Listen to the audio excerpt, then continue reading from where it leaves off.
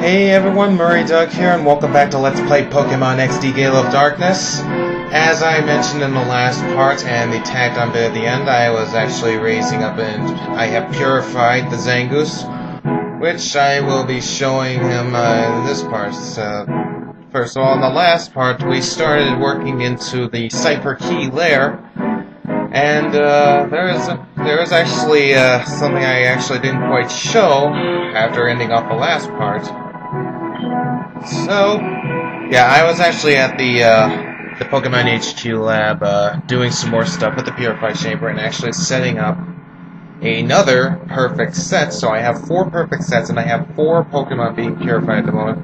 I am actually going to discontinue showing the moves of Purified Shadow Pokémon because really it's kind of tedious, and hey, if you have the game yourself or if you just really want to know, go look up their movesets on like GameFAQs or something.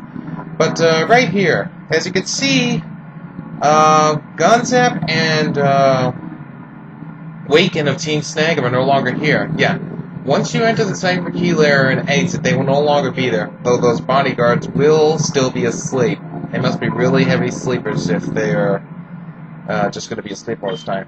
But enough about that. I have purified the Zangoose, as I said I would. And now, meet Razor. I have him equipped with the Macho Brace, as I mentioned in the last part, because it actually gives him quite a bit of stat boost. And look at these stats. His physical attack power is higher than his HP, just barely. So yeah, Razor and Sealer are going to just trash a lot of the competition here on out. Of course, the Macho Brace does actually kind of reduce speed, so I'm actually going to put the Silk Scarf back on Razor here because he has the moves Crush Claw, Brick Break, Refresh, and Counter, strangely enough. And Crush Claw being his only physical attack move, of course. So yeah, we've seen this room. We already battled a Cipher Peon down there. Now let's head up here. Another chest here, and in it there are 2 revives. Very nice. We head down here. And there is another Cipher Peon at Bucket's upstairs. You're the cause? Yes, I'm the cause. And now we take on Cipher Peon Kahlo. Once again, random names. So, she has a Plant Pearl and Artillery. She sort of likes using water types. I've never really used a Remoraid, nor have I really tried to raise one. One time I did try to raise the Remoraid that you actually have to snag in Coliseum, but that didn't work out so well. And why it did not work out so well? Well, it was actually level 20. A level 20 Shadow Pokémon. And, it's difficult to raise Pokemon up to that level in Coliseum. I kid you not. So yeah, just doing some Mega Draining and some confusion here and there.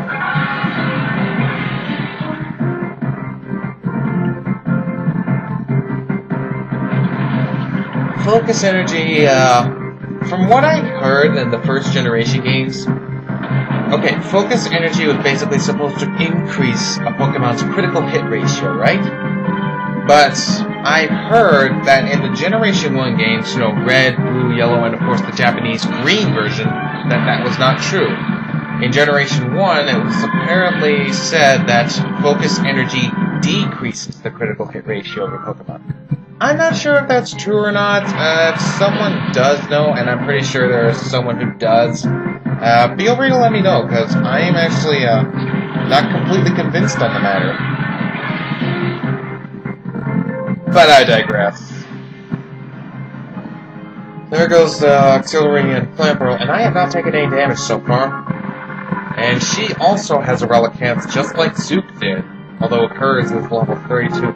You actually have to be at a pretty good level at this point in the game if you want to actually do some pretty good damage and you know, survive and such, etc., etc.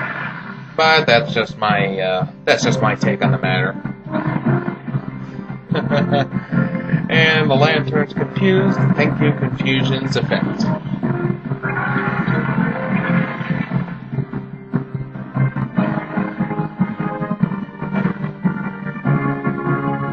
So yeah, this and the next video are actually being recorded on Thursday of last week.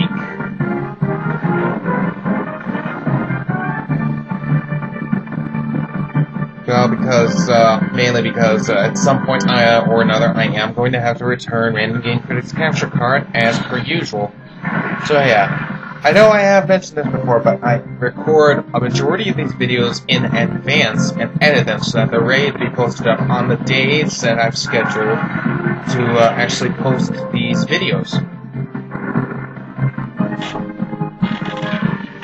And I also, once again, apologize for the squeakiness of my movable computer chair, but there's really nothing I can do about it. So, if you don't like the squeaking of my chair, you can go watch a Let's Play or even a walkthrough of this game somewhere else. I don't really care what you do, so, yeah. And why did that lantern have bubble? I do not get that. Whatever. I'm gonna shadow ball you, and that will be this girl done. I swear I have this habit of saying this guy, or this dude, or this person, or whatever. I really have to learn to be a little bit more discreet with these pronunciations, or whatever. But that's called it. You keep quiet on the shop floor, please, thank you, and whatever. I don't care what she said after that. So yeah, there's treasure chest down here, and it contains TM24, which is Thunderbolt. Oh yes, Thunderbolt. Thunderbolt is a really awesome move. And you know what? I'm actually going to teach this to Razor. Why not? Why am I teaching this to Razor and not Voltar? Well, because Voltar has Thunder Punch, and that's already a pretty powerful move, but yeah, Razor here, he doesn't have any other attack moves besides Crush Claw and Brick Break. I cannot speak again today. I don't know why. But yeah, I'm gonna get rid of Refresh because, really, I have full heals. When am I ever going to need to use freaking Refresh? Unless for some reason I actually run out of, well, yeah. If I ever run out of full heal, then Refresh might be useful, but for the most part, no, it's not going to be useful.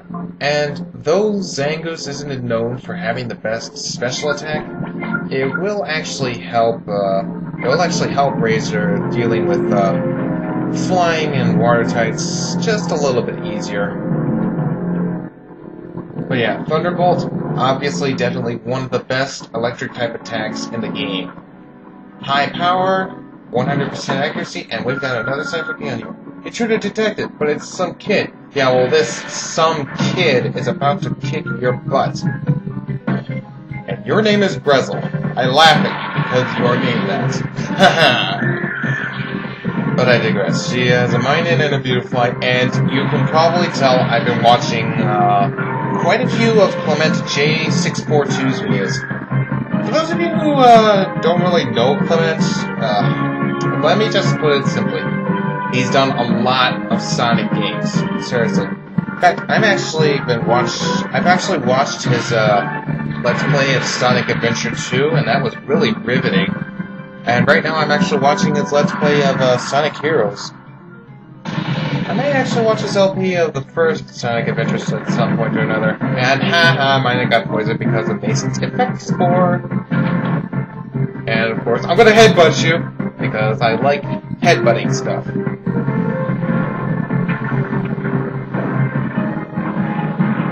Oh, that hurts.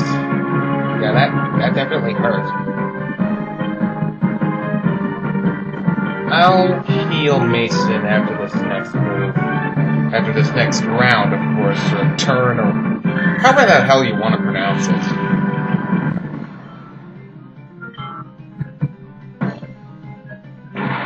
And she has a Ledion. My god. Yeah, Lediva and Ledion. You know my opinions on them. I do not like them because they are freaking useless.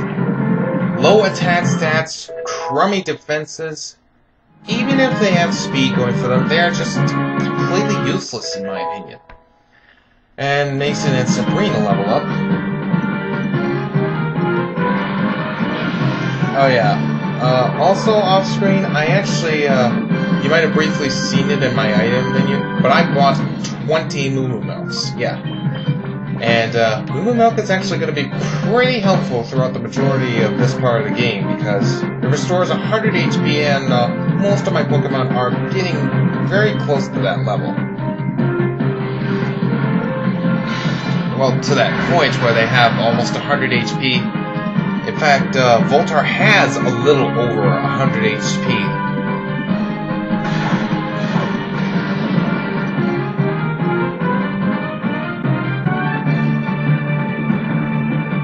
That is the new animation for Psybeam because it has also changed from Colosseum, where it was just a beam of psychic energy. It's now a spreaded beam of pretty colors and rainbows, etc. Speaking of Psybeam, Sabrina's actually going to be learning Psybeam in 4 levels because Espeon learns Psybeam at level 36. As far as I remember. Why do I know this? I played Pokemon Colosseum too many times and I just remember those details so well.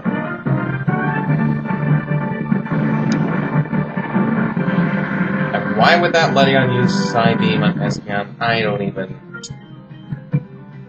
I don't care. I don't care because it's going down this turn. I don't care.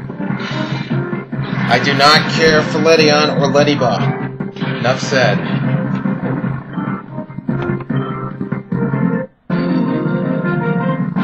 So, I actually have a little bit of another question for you.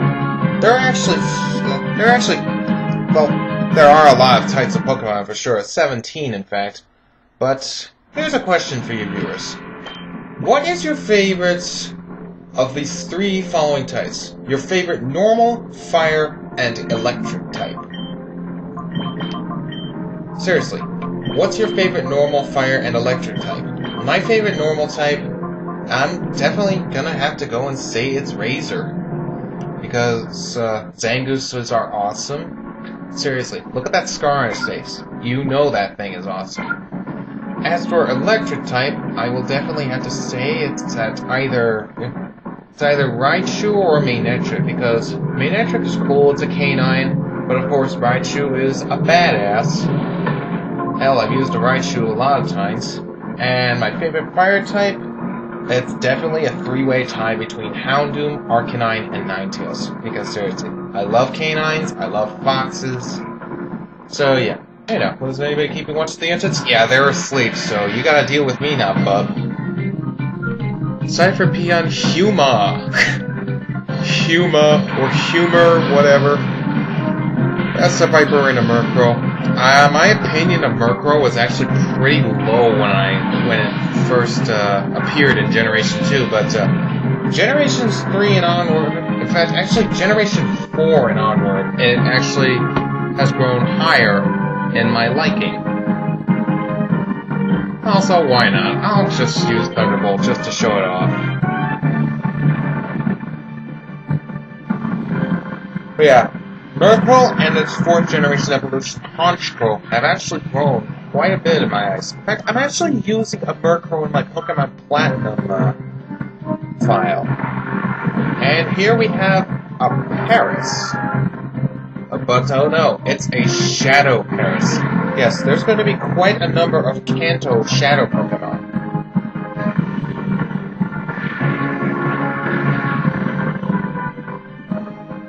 And that Zappity Zap Zap did not hurt.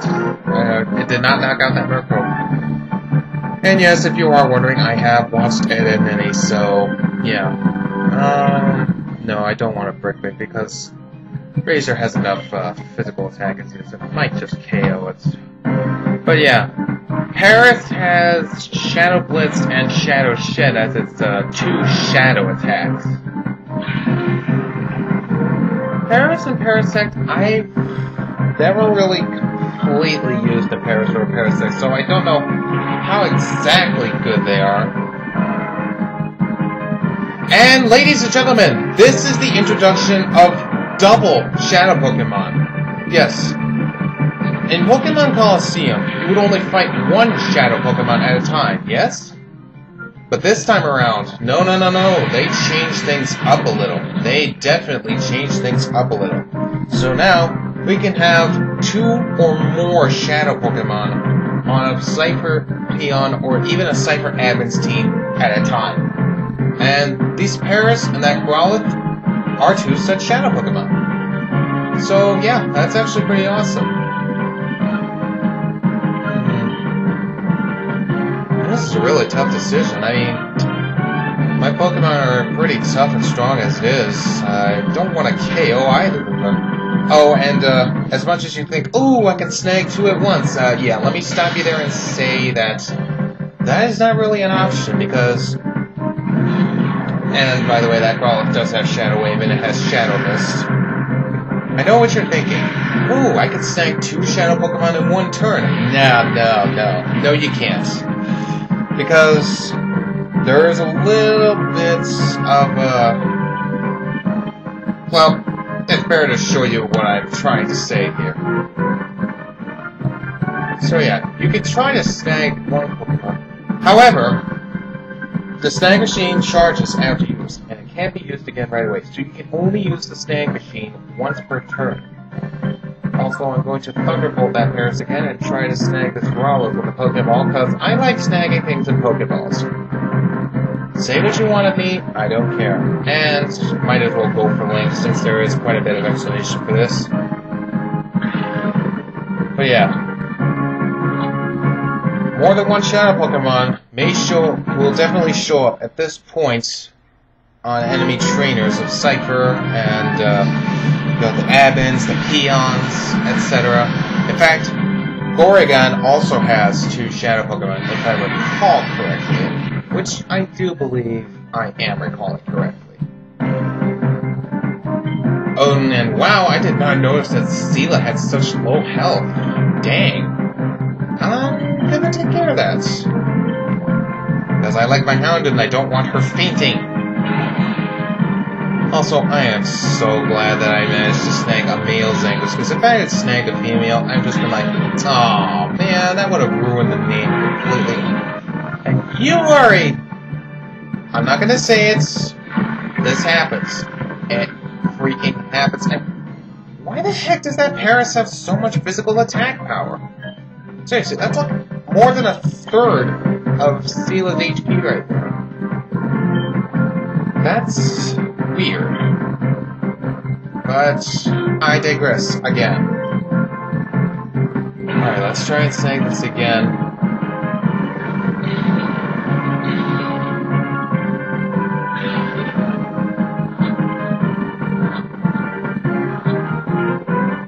And there we go!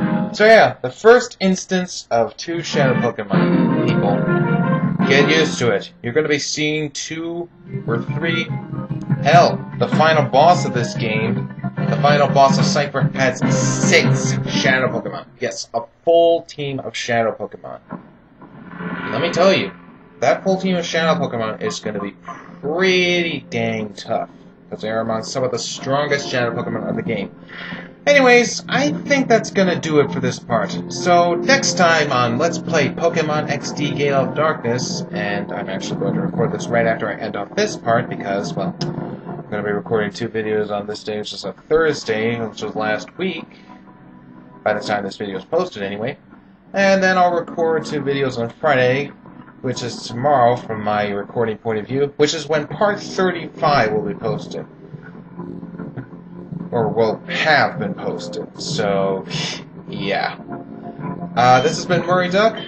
I will see you later, technically, because part 37 will be up Wednesday, as per usual. Bye.